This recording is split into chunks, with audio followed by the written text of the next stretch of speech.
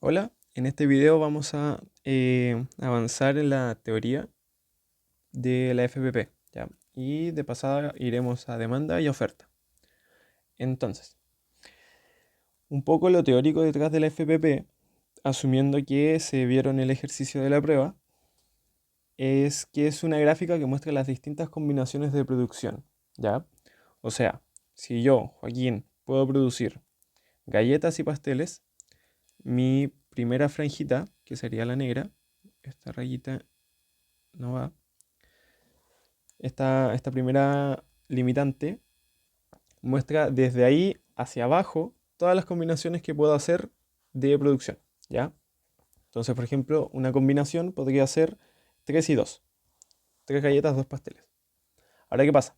La FBP tiene distintos tipos de puntos. Ponte tú, los puntos azules son los inalcanzables. Un ejemplo inalcanzable es que hagamos 9 pasteles y 38 galletas, que sería este punto. Está fuera de mi límite, ¿ya? Está fuera de mi frontera. Entonces es inalcanzable, no tengo medios para llegar a ese punto. Quizás si yo hiciera 9 y 1, está dentro de mis puntos y se pasaría a llamar un punto eficiente. Que a todo esto un punto eficiente es todo lo que está dentro de mi frontera, ¿ya? O sea, toda esa línea son puntos eficientes. Y los puntos ineficientes son los que están dentro de la frontera. Por ejemplo, este. El ejemplo que había marcado acá es el 3 y 2. ¿Por qué? Porque no cumple o tengo tiempo de sobra. Acá la frontera es utilizando todo mi tiempo, todos mis trabajadores. No hay espacio a ahorrarse tiempo, no hay espacio a descansar. Acá es producir todo en 24 horas, por ejemplo. Entonces, si yo hago 3 galletas y 2 pasteles, me queda día de sobra para descansar, cosa que la frontera no permite. ¿Ya? Entonces, si yo quisiera hacer 2 pasteles, tendría que hacer 38 galletas. Si yo quisiera hacer 3 galletas, tendría que hacer 7 pasteles. ¿Ya? Entonces, como las combinaciones no son las óptimas o las mejores posibles, pues se pasan a llamar ineficientes. ¿Ya? Como vimos acá, hay limitantes de consumo. O sea, no puedo llegar a estos puntos. Y para llegar a estos puntos es que nos basamos en el intercambio. ¿Ya? El intercambio debe ser mutuamente beneficioso para ambas partes. Suponiendo que hay otro juego en el mundo que hace lo mismo, nos tenemos que beneficiar cada uno de galletas y pasteles, ¿ya? Y es por eso que nos basamos en nuestros costos de oportunidad. Para identificar qué tenemos que intercambiar, tenemos que fijarnos comparativamente con la otra persona en qué le cuesta más producir. Es decir, si tú haces pasteles pierden más galletas o si yo hago pasteles pierdo más galletas que tú. O sea, tienes que ponerte en contexto de entre él y yo, ¿quién pierde más galletas?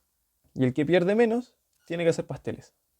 Por ende, la otra persona tendría que hacer galletas. Si hacemos ese intercambio cruzado, lograríamos un intercambio mutuamente beneficioso. Es decir, si yo voy a hacer pasteles porque pierdo solo una galleta al hacer un pastel y el otro al hacer pasteles pierde 5 galletas.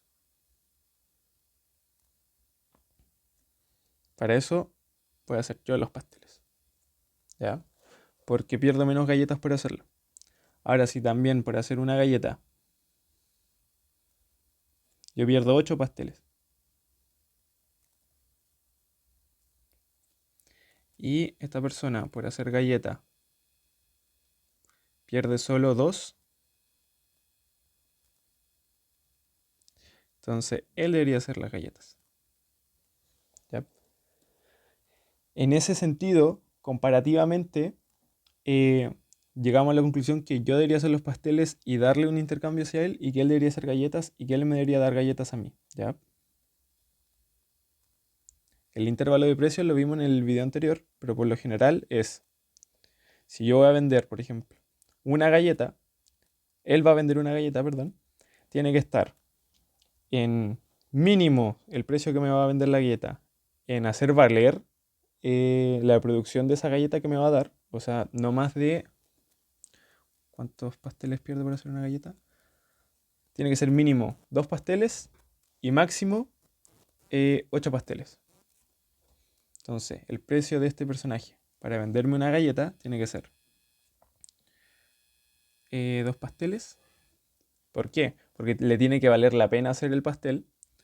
También la galleta que me da.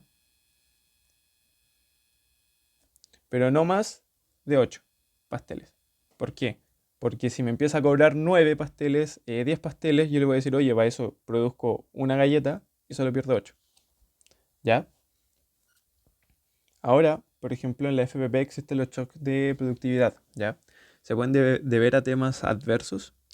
Por ejemplo, en los ejercicios donde son lugares con trabajadores, se puede ver a que hay más trabajadores, los trabajadores son más eficientes, y cuando son casos de una persona, pueden ser por maquinaria, ¿sí? Me demoro menos tiempo en hacer galletas, panes, pasteles, lo que sea. En el intercambio existen los costos de transacción, ¿ya? Ojito con eso. Por ejemplo, hay tipos de búsqueda, costos de negociación y de ejecución. Los de búsqueda son, por ejemplo, encontrar a alguien que quiera mi producto. Los de negociación podrían ser em, llegar o todo el tiempo que se pierde en llegar a un punto en común con la otra persona y determinar un precio y que se haga el acuerdo. Y el costo de ejecución es ver y fiscalizar de cierta manera que el acuerdo se haga valer, ¿ya? ¿Qué tan costoso es? Hay distintos ejemplos en el PPT, lo revisé, así que si quieren ver más a fondo eso, están en el PPT, ¿ya? Ahora en el apartado de mercados, veremos que hay que asumir algo muy importante, que son perfectamente competitivos. ¿Eso qué quiere decir? Que hay bienes homogéneos, que hay infinitas empresas sin consumidores y que son precios aceptantes. ¿Qué quiere decir eso? Que los consumidores, que lo voy a poner en rojito, no pueden regatear a buscar precios bajos, o sea, el precio es el que es, y que las empresas no pueden buscar ponernos el precio más alto. El precio es el que es, ¿ya? Con eso entramos a la demanda. La demanda es el comportamiento del consumidor y que no es lo mismo, por favor, a la cantidad demandada, ¿ya? La cantidad demandada es la cantidad del bien que se está demandando en el mercado. Eso quiere decir que esto varía en números. Esto puede ser 1, 100, 500, etcétera, ¿ya? Hay una Hay una cualidad de la demanda que es la ley de la demanda que hace de que a mayor precio demandemos menos y que a menor precio demandemos más, ¿ya? Y eso le da una pendiente negativa en la gráfica. La suma de las demandas individuales nos da la demanda de mercado. Si dice que son demandas homogéneas o iguales, tipo que todos tienen, por ejemplo, esta demanda, todos tienen esta, multiplicamos la demanda por la cantidad de personas. Si en caso hipotético nos dicen, si además de esta persona hay 39 más, entonces nosotros tomamos y decimos ya, entonces esta función de demanda la multiplicamos por 40. ¿Por qué por 40? Porque son 39 iguales y yo. Y yo que estoy acá. ¿Ya? Entonces cuentan la mía más 39 más. Que esta soy yo más 39 iguales. Que es lo mismo a multiplicar esto por 40. ¿Ya? La demanda tiene distintos determinantes. Por ejemplo, los bienes sustitutos, las expectativas, el ingreso, el bien complementario, el número de compradores, gustos y preferencias. ¿Ya? ¿Qué hacen los determinantes? Hacen que la demanda se mueva. Es decir, en este gráfico rápido que voy a hacer, si nuestra demanda está acá, cualquier cambio en estos determinantes hace que la demanda se pueda contraer o expandir. ¿Ya? Entonces, por ejemplo, vamos al ingreso. Si el ingreso sube, pasan dos cosas. O sea, hay distintas particularidades que tiene el ingreso como determinante. Este es que si sube, baja la cantidad demandada. Y eso pasa exactamente en un bien inferior. Un bien inferior, por ejemplo, la margarina. Si me suben el sueldo, voy a dejar de consumir margarina y voy a consumir mantequilla, ¿ya? Si me suben el ingreso y sube la cantidad demandada de un bien, eso quiere decir que es un bien normal.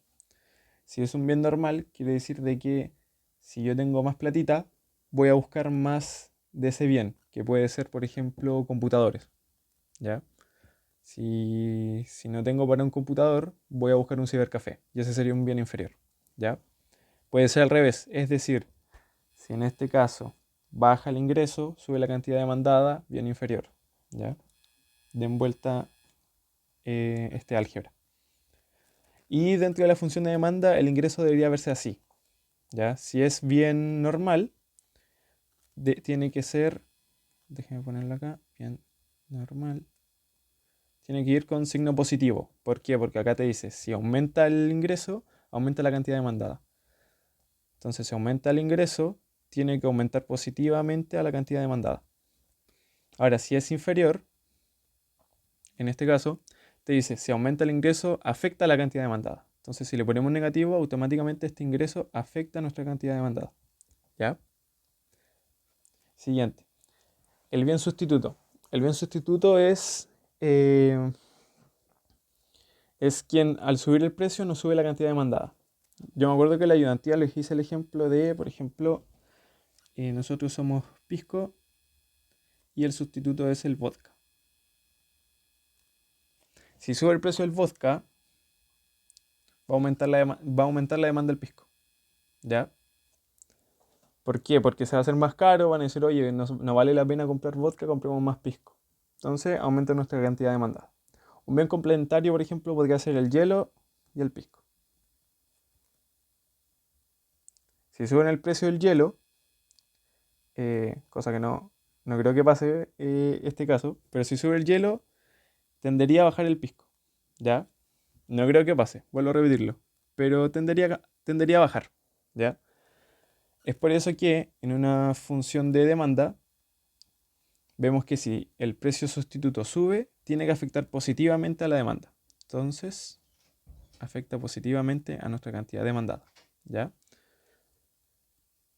Eh, y si el bien complementario sabemos que afecta negativamente a la cantidad demandada, automáticamente le ponemos el signo negativo, porque tiene que afectar, vuelvo a repetir, negativamente a la cantidad demandada. Espérenme, me voy a acomodar, que estoy incómodo. Ahí está. Ya, ahí sí. ¿Ya? Los signos van en base a cómo tienen que afectar a Q. Entonces, si te dicen que el sustituto, si sube precio, aumenta la cantidad, positivo. Porque cualquier número que va a estar acá, cualquier número que tome P, va a aumentar a Q. ¿Ya? Y mismo caso contrario. Cualquier número que esté en P ahí, va a disminuir la cantidad demandada. Vamos con la oferta ahora. La oferta es el comportamiento de los vendedores. Cabe resaltar que el ingreso de una empresa es P por Q. O sea, si te dice que vende 10 calculadoras a 10 pesos, multiplica esas dos cosas.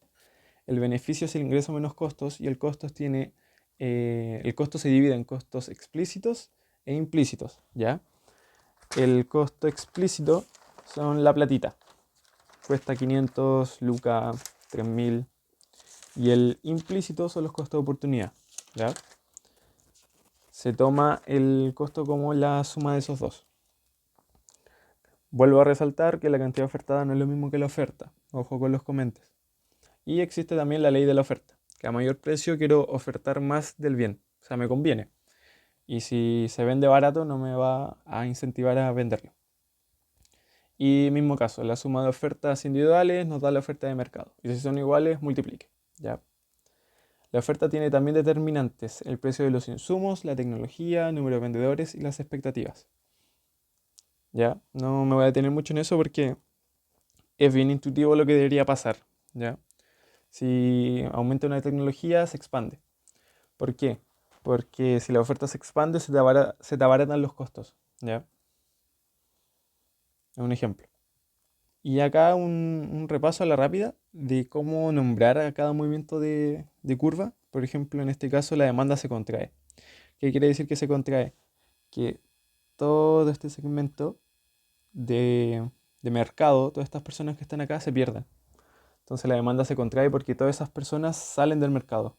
Antes que estaban dentro, como en esta curva indica, ahora todas esas personas salen porque la demanda se redujo, se movió hacia abajo. O como le digo yo, se contrae. ¿Ya? En cambio, en este caso se expande. ¿Por qué? Porque de toda esta gente que estaba en el mercado, algo pasó dentro de sus determinantes que se expandió la demanda y se expandió también en usuarios. O sea, hay más consumidores que están dispuestos a comprar nuestro producto. En este caso la oferta se expande. ¿Por qué se expande? Porque como nos enseñan, esto es todo costos.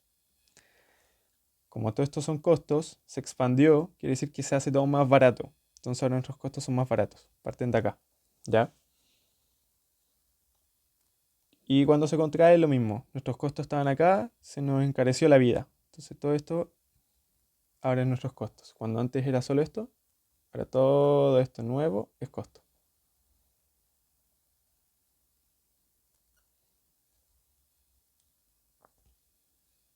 Entonces, para los comentes o algún ejercicio matemático donde diga qué pasa con la demanda o la oferta, ahí tienen cada palabra.